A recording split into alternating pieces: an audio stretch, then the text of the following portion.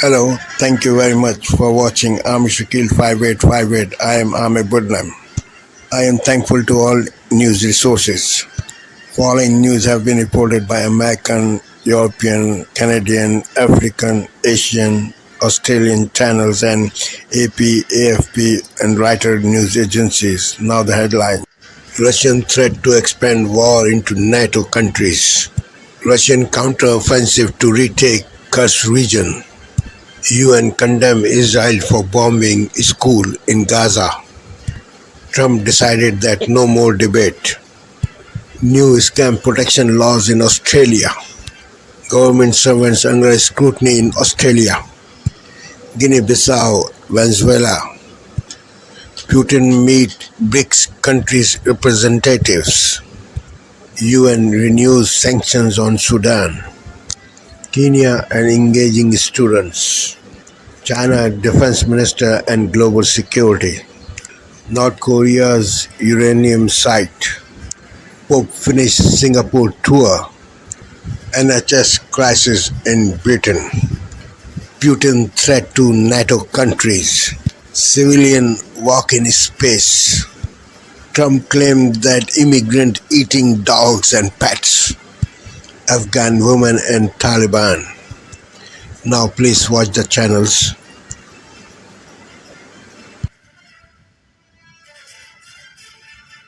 France 24 correspondents around the world.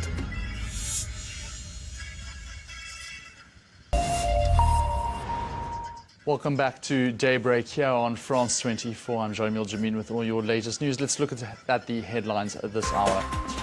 Vladimir Putin has warned of a direct war with NATO if Ukraine is granted permission to use long-range Western weapons on Russian soil. At the same time, Ukraine's President Volodymyr Zelensky says Russia has begun its counteroffensive in the Kursk region against Kyiv's troops 5 weeks after the surprise incursion began. We'll get all the latest comments from Douglas Herbert here on France 24 in just a few minutes. Then the Pope has ended his fully packed 12-day trip around Asia, defying worries about his age and health to preach to millions of worshippers in the world's largest continent. And Donald Trump has ruled out a second debate with Kamala Harris as both U.S. presidential candidates resume the fight for votes in crucial swing states. That's all coming up on Daybreak.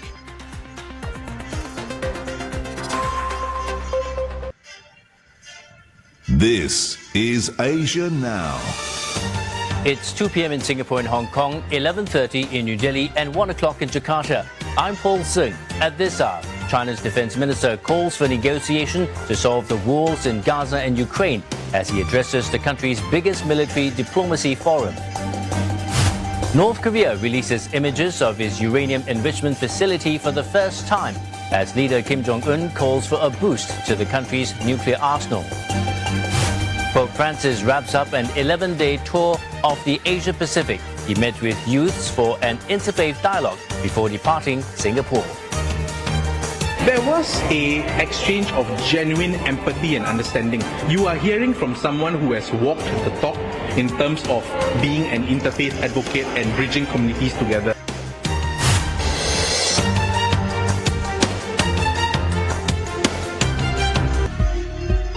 Euronews. The news.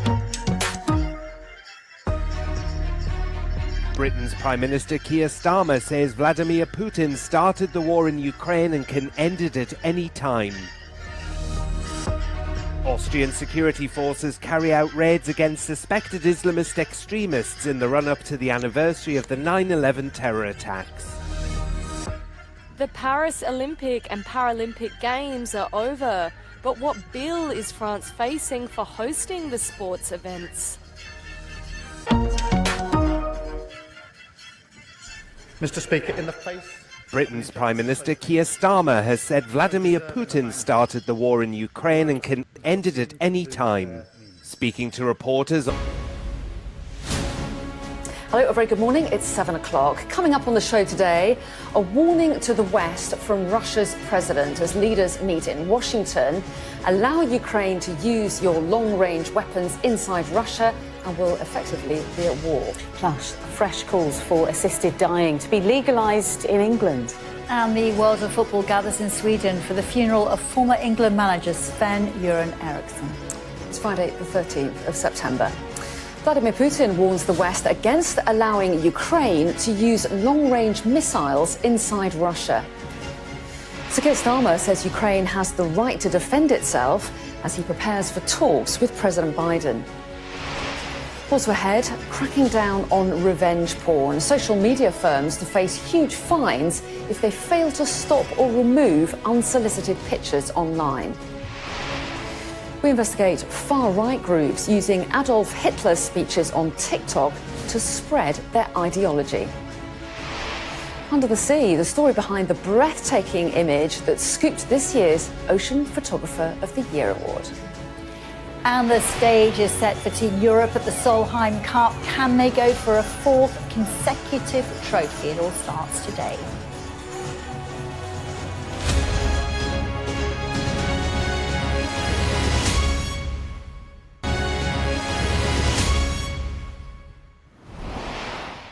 Hello, very good morning. Thanks for joining us here on The Breakfast Show.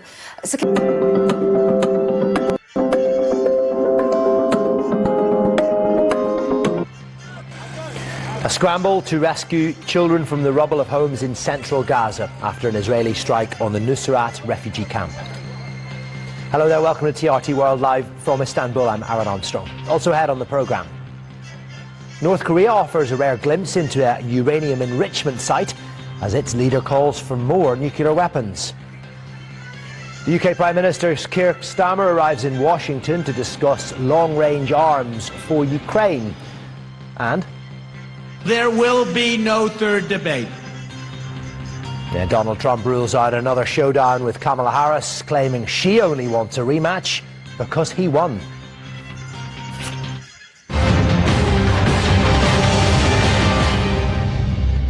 On ABC TV and ABC iView.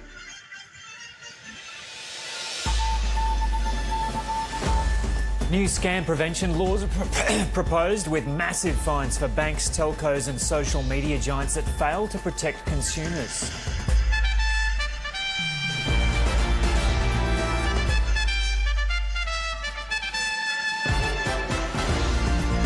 A dozen public servants found to have breached their code of conduct during the operation of the robo-debt scheme. Donald Trump rules out another presidential debate, but Kamala Harris says she'd be up for one. And a magic global view. 2 Americans become the first civilians to successfully complete a spacewalk.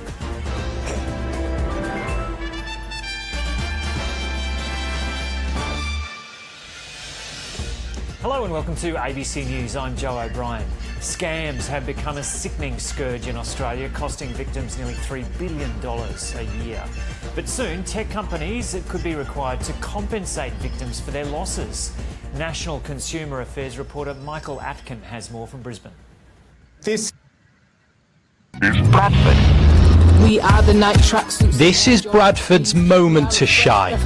Its geography as diverse as its population, a city with a global outlook, ready for people to look in. 2 years since Bradford was awarded the UK City of Culture, it's now just weeks until it all begins. We are Bradford! Well, I think we won because we fell back in love with ourselves as a city and district. But you can already feel, even from that moment to where we are now, how things have shifted and changed. Even the projects that we've done this year, the programme that we're announcing, being able to work with, have David Hockney support our campaign for drawing, to work with Dynamo. I always said that I wanted people to have FOMO if they weren't in Bradford in 2025, and I think we've created a programme that's actually going to do that. It's hoped more than 1,000 events across the Bradford district can attract millions of people and millions of pounds to a city that often struggles to compete with noisier neighbours like Leeds. I've been living here for years and years, since 1966. Used to see a lot of people, shopping, coming to town. It's very busy to get through people, but now it looks empty. Do you think this will help then? You're saying it's empty? I think it used to be. No, I think it will help. There is a concern that although there'll be some money pumped in for 2025, what's going to happen after that, and it would be such a shame if it was made nice for 2025 and then it was just allowed to deteriorate. So we just cross our fingers and hope it doesn't. There are immediate challenges too. With little more than 100 days to go, Bradford city centre is currently a maze of construction works designed to pedestrianise the area. As it stands though, it's not the best first impression for people coming here.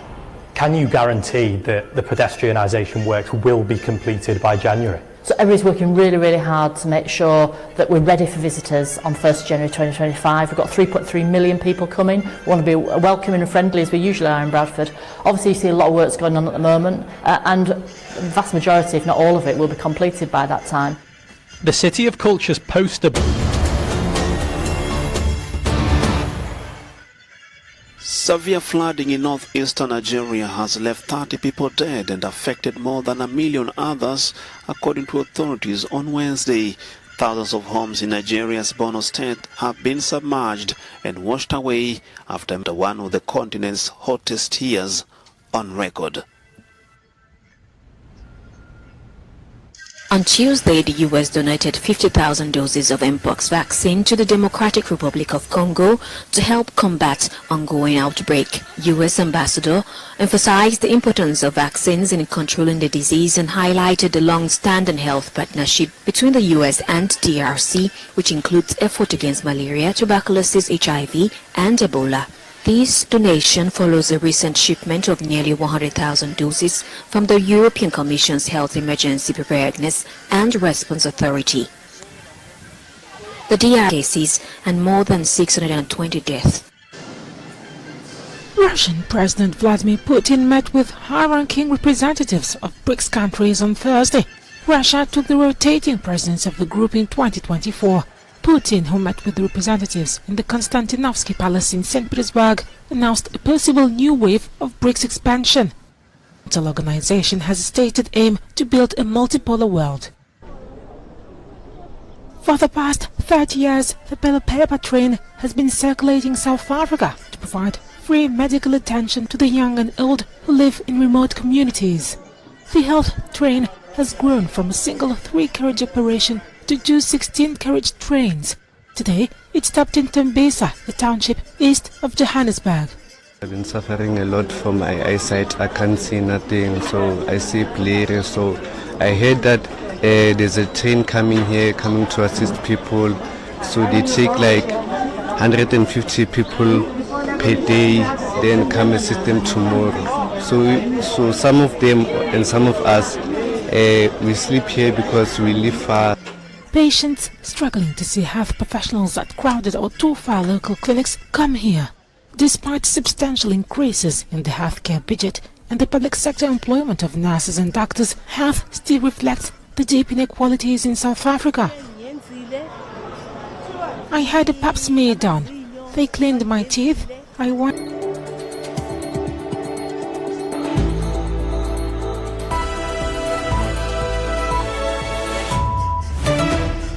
This is DW News, live from Berlin. Vladimir Putin warns the West about arming Ukraine. The Russian president says following or allowing Kyiv to use long-range missiles against targets within Russia would put NATO in direct participation in the war. This comes as US and British leaders meet to discuss the conflict. Germany's far-right AfD party could be set for another state election victory. But as it gains a lead in the polls, we meet an opposition candidate who's determined to stop it. And in an exclusive interview with DW News, Bangladesh's new leader, Muhammad Yunus, tells how he plans to put his country back on the path to stability.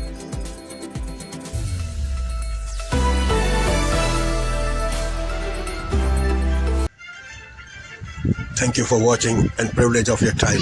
This is Amir Shakil 5858. I am Amir Woodman. Have a good life.